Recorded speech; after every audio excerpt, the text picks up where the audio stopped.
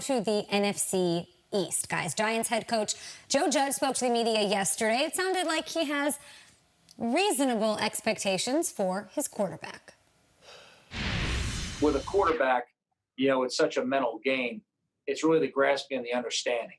If it was somebody's second year in the same offense, you'd want to see their command of that offense on the field. For Daniel, we have to be fair. This is a new offense. It's a new system, new scheme for him. He's had a limited amount of walkthroughs of actually being on the field able to do this. At this point, I'm just looking to see his progress day by day and not compare him to anywhere he was last year.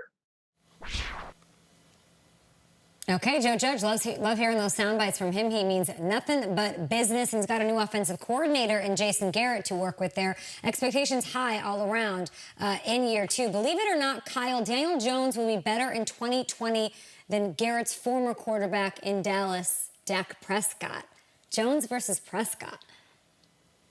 I believe in the Giants' hype. I think the Giants are going to win a wild card this year. I think they're going to the playoffs. I've said it. I'm going to stick to it. It sounds nuts, but I don't care. And yet, absolutely not better than Dak. If I was a Cowboys fan, I would be so triggered by this question. Daniel Jones got a bright future. Dak Prescott just threw for 4,900 yards for a team. He's got his wide receivers saying we're going to have 3,000-yard receivers. He has one of the best running backs in the league. If you want to have a question about is Wentz better than Dak?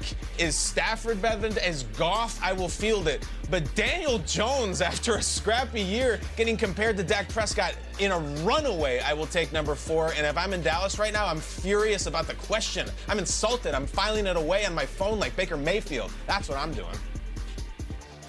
Okay, but Kyle, hypothetically, if you were to look at Jared Goff's first year in the league and then said Jared Goff's going to have a better year than whoever else you want in year two, you'd have laughed and said no chance. But he ended up getting a new head coach, a new offense, a couple weapons, and Jared Goff was a fantastic quarterback in year two after a year one that was forgettable. Daniel Jones showed a lot of signs. They're healthy at wide receiver. And yet I'm with you. You can't do that. Dak Prescott's got everything in his corner in this one, and he's actually done it in the NFL. I haven't seen it from Daniel Jones at that level. I'm going with Dak having a better 2020 and stepping up to the plate in what's going to be yet another contract year. Come on, Nate.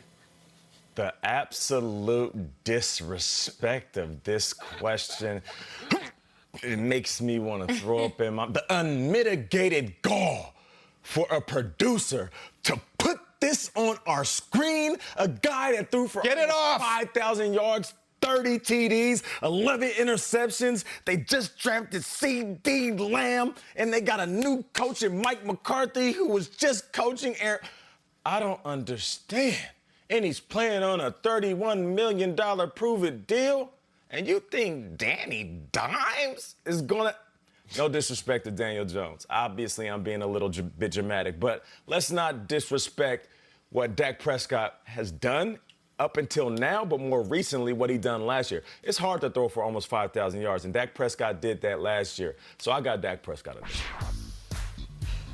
Love it. Dak Prescott versus Daniel Jones. Is it fair? Let us know on Twitter, everyone, at GMFB. They're sized up here the last 10 weeks of 2019.